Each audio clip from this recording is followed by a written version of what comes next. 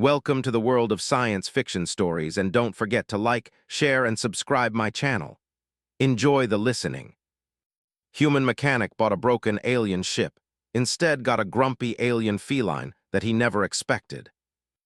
Juno Volleys had made his peace with rust, grease, and the peculiar hum of broken things.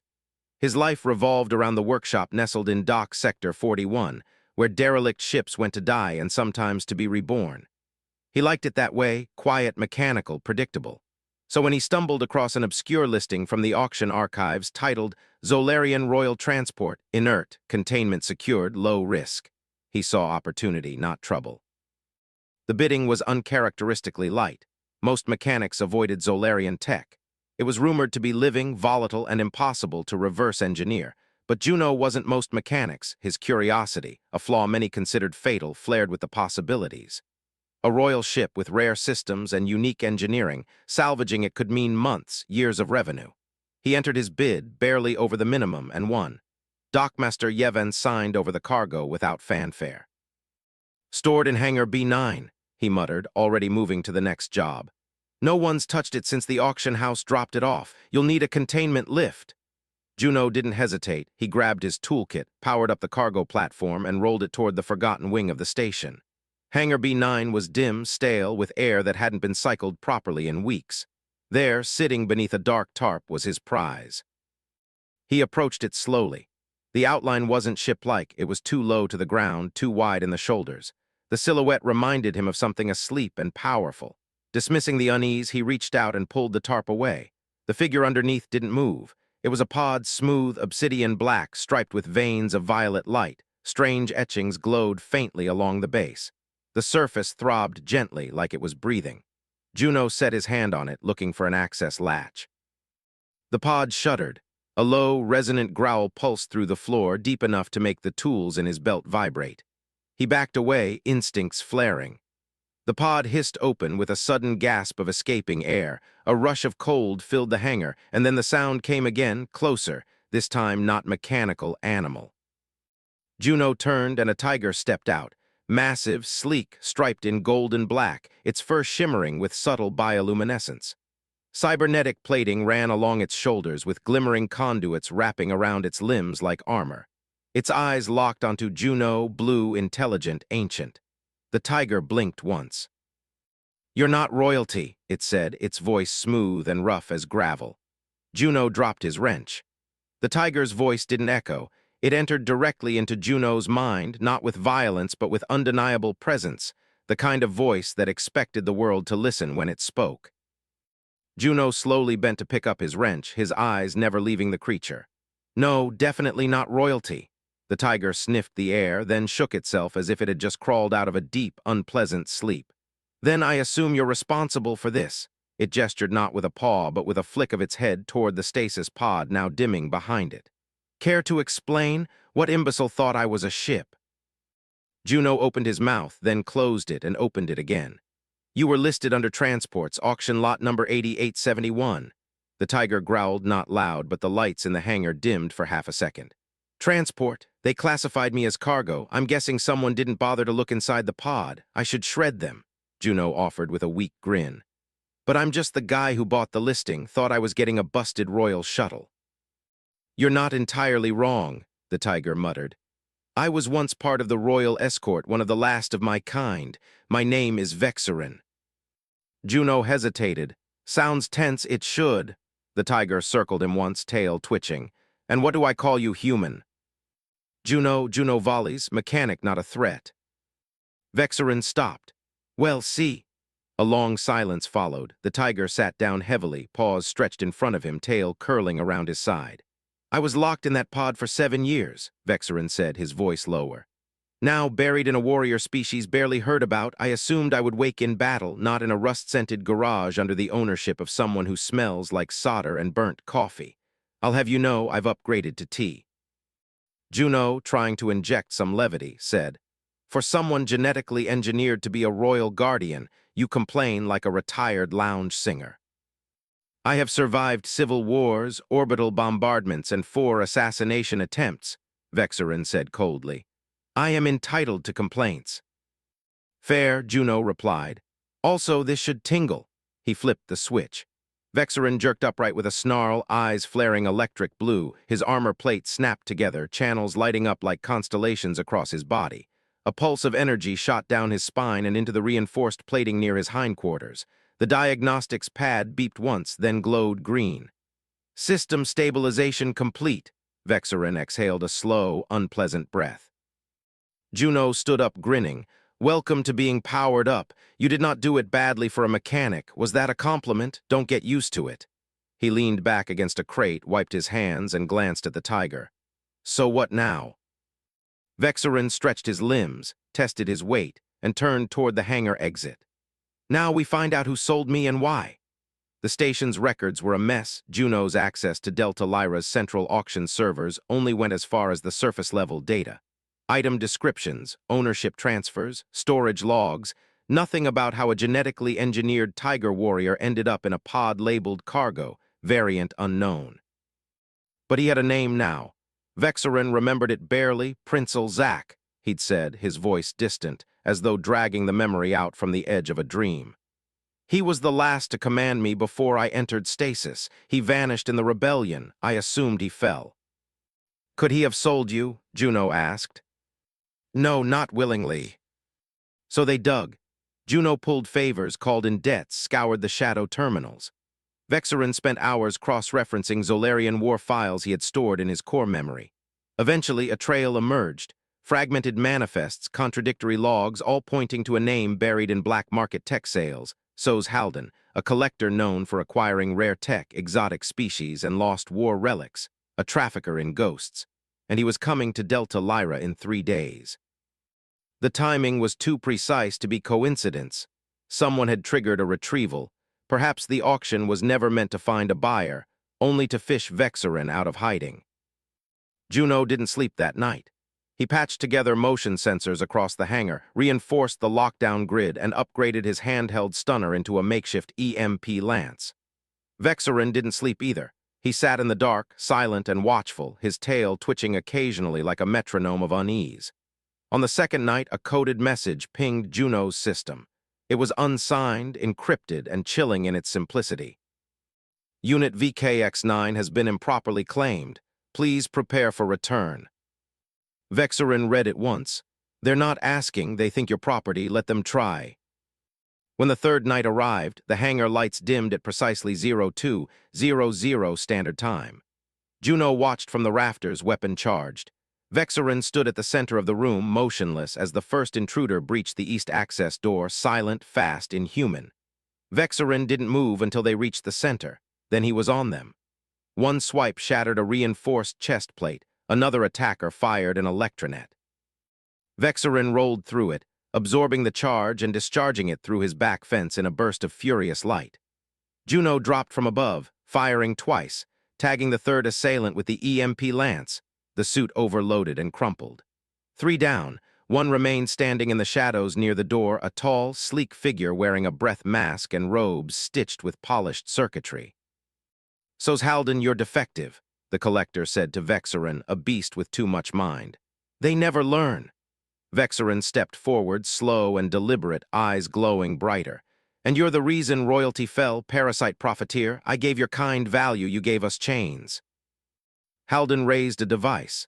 Juno fired without hesitation, the EMP lance cracking it from his hand. Vexarin lunged. When it was over, the collector lay unconscious, broken and twitching on the floor. Juno looked at the mess. So we're definitely outlaws now, right? Vexarin turned, breathing hard. You are always halfway there. They both stood there, blood and energy still buzzing in the air. Juno exhaled, adrenaline fatting. We're going to need a bigger hangar. Vexarin growled softly, a sound that might have been approval or amusement. It was hard to tell with tigers, especially the kind built to kill kings. But one thing was certain, they weren't hiding anymore. Delta Lyra never slept, even in the outer tiers where the walls peeled and the lights flickered like dying stars. The station buzzed with smugglers, traitors, and criminals playing at being gods. After the assault on the hangar, Juno and Vexarin didn't wait to see if anyone else came calling. They had just enough time to disappear. They took So's Halden's ship. It was sleek, silent, built for stealth and speed. Far better than anything Juno had ever laid a hand on. It wasn't meant for passengers, but Vexarin fit comfortably in the lower cargo deck after tearing out the gravity stabilizers and snapping 2 chairs in half. Juno piloted with one hand and rebuilt the interior with the other. They drifted for hours before Vexarin finally spoke. He had barely said anything since the fight. He dragged the unconscious Halden into an empty chamber, locked the doors, and hadn't looked back. Juno kept glancing over his shoulder at the tiger sprawled across the rear corridor, lit dimly by blue glow strips. "He was right, you know," Vexarin said low and distant. "We were given too much mind, too much will." Juno looked away from the navigation panel. "That a bad thing? It was never supposed to be ours. We were created to obey." "The Zarian crown feared what would happen if we chose," Juno leaned forward. "And what did happen?" Vexarin looked out the viewport. "We chose. They went quiet after that." The ship followed an old smuggler's lane through the outer rings of the Delari Nebula, where no major governments monitored traffic. It gave them time. Juno installed a false transponder. Vexarin repaired what remained of his internal shielding. They didn't speak much, but the silence wasn't heavy anymore. It had grown familiar, like the space between hammer strikes. Eventually, Juno pulled up the data they'd recovered from Halden's ship. It was encrypted, but Vexarin recognized the seal. "Zolarian High Enclave," he muttered. "Not government, not military, something deeper, something older, something hiding the prince or erasing him." The coordinates led to a barren moon in orbit around a gas giant, a forgotten mining colony listed as abandoned for 30 years. But as they approached, Juno noticed the energy readings, subtle, cloaked, far too precise for a dead rock. They landed in silence. Juno strapped the pulse carbine to his back. "So what are we expecting?" Vexarin stretched, joints clicking. "Something worse than hunters, something that wears their skins." He didn't elaborate. Juno didn't ask. They stepped off the ship side by side, a man and a machine tiger built for war, walking into the dark together. The air on the moon was thin and tasted of copper. The old colony base had sunken into the ash-blown ground, its structures half consumed by dust and shadow. Juno and Vexarin moved through the corridors without speaking. The lights still worked, flickering weakly, as if the entire base was holding its breath. They found the first body near the security checkpoint. It wasn't old. Vexarin crouched beside it, nostrils flaring. 3 hours, neck snapped clean. They were quiet. Juno's stomach turned. "That's a Merc suit, the same kind that hit us." Vexarin nodded. "Someone got here first. The deeper they went, the worse it got. The base wasn't abandoned, it was cleared. No signs of natural decay, only deliberate erasure. Whole rooms stripped bare, machines pulled apart like something was looking for a heart that no longer beat." Then they reached the cryochamber, 6 pods, 5 shattered, 1 intact. Juno approached the last one, his hands trembling. The console read vital in stable and flickering green script, and below that a name, Ulzak Varan, the prince. Vexarin breathed. "Juno, why is he still here?" The answer came from behind them, a voice soft, precise. "Because he's bait." Juno turned, gun in hand. A woman stood in the doorway, not Zolarian, not human either, something else entirely. Her eyes were cold, like glass, polished too smooth. She wore an insignia Juno didn't recognize, but Vexarin stiffened immediately. "Enclave," he growled. She smiled. "He was never meant to be found, but you brought the key." Vexarin stepped forward, eyes burning.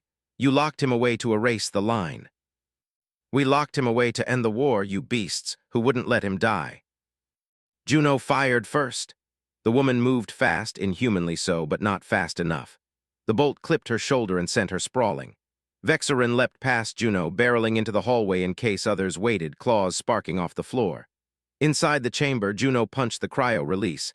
Ulzak's pod hissed as frost spilled out, then the pod cracked open. A boy, maybe 19, pale, weak but breathing, emerged. His eyes opened, and Juno saw the same intelligence, the same fire that burned in Vexarin. The prince was alive. Behind them, footsteps echoed. Vexarin returned, limping. "More are coming." Juno helped the prince sit up. "Can you walk? Tell me where I am first." Ulzak grasped Juno's arm. "Grinned somewhere worse than where you were," the prince said slowly, hand on Juno's shoulder. "Then I suppose I owe you, you owe me a hanger." Vexarin stepped between them. "We go now." They left the chamber together, Prince, Protector, and the mechanic who had thought he was just buying a broken ship. The moon screamed behind them, and ahead a war waited. The flight from the moon was chaos. The Enclave forces had swarmed the surface within minutes of the prince's awakening, ships dropping through the atmosphere like blades. Juno had barely managed to reroute power to the inertial dampeners before Vexarin launched the stolen vessel into orbit. Its hull was taking hits. It was never meant to survive. Sparks flew from the overhead conduit, the ship groaning with every evasive maneuver. Ulzak was strapped into the co-pilot's seat, pale and dazed, but watching everything with clear, calculating eyes. Juno caught the expression and knew this wasn't some sheltered royal. This boy had been raised for rule, for war, and then denied both. And now he was coming back to a galaxy that had long moved on. "Where can we go?" Juno shouted over the alarms. "There's a system," Vexarin growled from the control node. "One of the old strongholds. It was blacklisted after the uprising. If it's still standing, we can refit there." "You sure it's not crawling with Enclave?" "I'm not sure of anything anymore." They jumped into hyperspace moments before the Enclave's boarding ship latched on. Hours passed in silence. Juno spent most of it patching holes and rerouting power, his hands moving on instinct while his mind churned through questions. Ulzak said little. He just watched Vexarin with a strange mixture of familiarity and distance, and the tiger said nothing either. He just sat near the engine core, eyes half-lit, listening to something only he could hear. When they finally dropped out of hyperspace, the stronghold came into view. It was a floating monolith in the ruins of an asteroid belt, blackened towers stretching from its hull like the bones of a giant, and the defense grid flickered faintly, damaged but dormant. The station was ancient, the kind of place that hadn't seen a visitor in decades. No comms, no life signs, no resistance. They docked cautiously inside. The silence was heavy. Juno could almost hear the ghosts of war in the air, gunfire echoing in the metal, memories trapped in the walls. Vexarin moved with purpose, leading them through the dark until they reached the armory vault. He activated the console with a paw print and a pulse of his core energy. The doors slid open. Inside was an arsenal meant for a royal war. "This was yours?" Juno asked. "This was ours," Vexarin corrected, turning to Ulzak. The prince stepped forward, running a hand across the sleek casing of a shield module. His expression was unreadable. "And now it is mine again. Do you want that?" Juno asked. "To rule," Ulzak looked at him. "I want the truth, then we'll talk about power." Juno nodded, fair.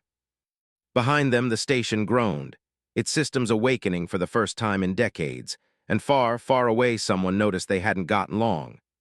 12 hours after powering the station's core, the scans picked up a ripple, just a whisper of distortion, not a ship, but a fleet. Shadow-class drives, cloaked signatures, old Zolarian tech twisted into something colder. The Enclave had arrived. Juno was in the engine bay when the alarms began to scream. "They're here."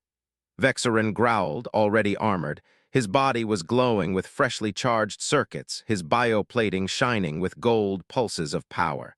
"They tracked us through the old frequency beacon." "I was careless."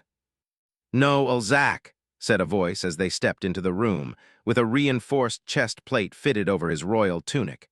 "They've been watching you since before I ever woke." "You're not careless, you're hunted."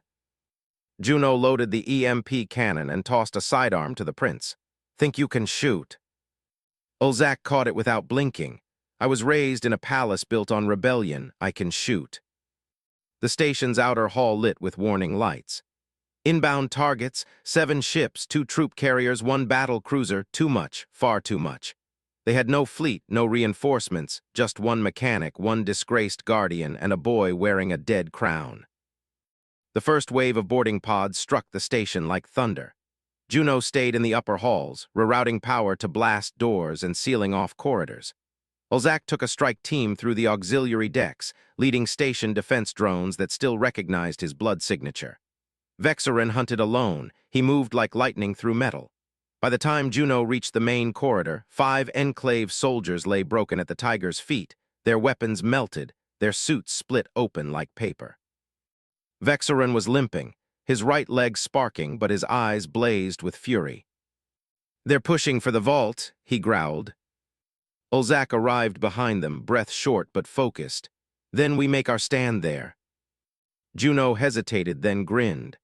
"I always wanted to die in a forgotten palace full of explosives." "Then let's not," Olzak replied. They reached the vault as the Enclave's elite forced entry. Juno took the high ground, while Vexarin stood in the center like a living shield. Olzak walked forward alone and spoke a single word, a word in Zolarian. The vault recognized him. The defense grid activated, turrets rose from the walls, energy shields snapped into place, and the station roared to life, not as a tomb, but as a weapon. The Enclave hesitated. It cost them everything. What followed wasn't a battle, it was a reckoning. Juno fought with desperation, Vexarin with purpose, and Olzak with the fury of someone who had been denied for too long. When it was done, the vault was soaked in silence, bodies lay still, and the prince stood tall. "I remember now," Olzak said, looking at the fallen. "I remember what they took." Vexarin unbound his head. Juno leaned against the wall, blood running down his arm. "So now what?" Olzak looked to the stars beyond the vault doors. "Now we take it back." The stronghold's surviving systems thrummed with energy, like an old heart rediscovering its beat in the aftermath of the battle.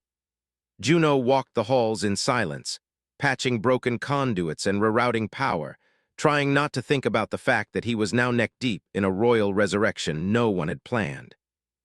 Olzak spent his time in the command deck, interfacing with forgotten archives and piecing together the last whispers of the Zarian dynasty, while Vexarin kept to the lower decks, healing, rebuilding, running drills with the half-functioning security drones.